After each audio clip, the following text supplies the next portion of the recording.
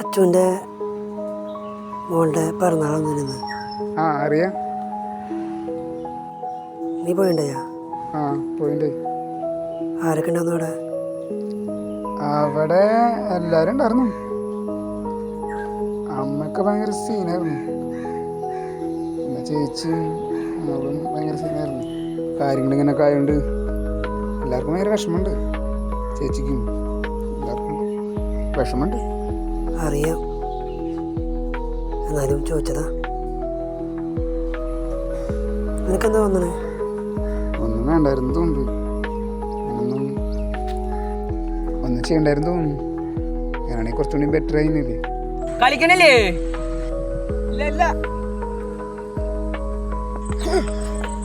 ആരാ ഇയാള്?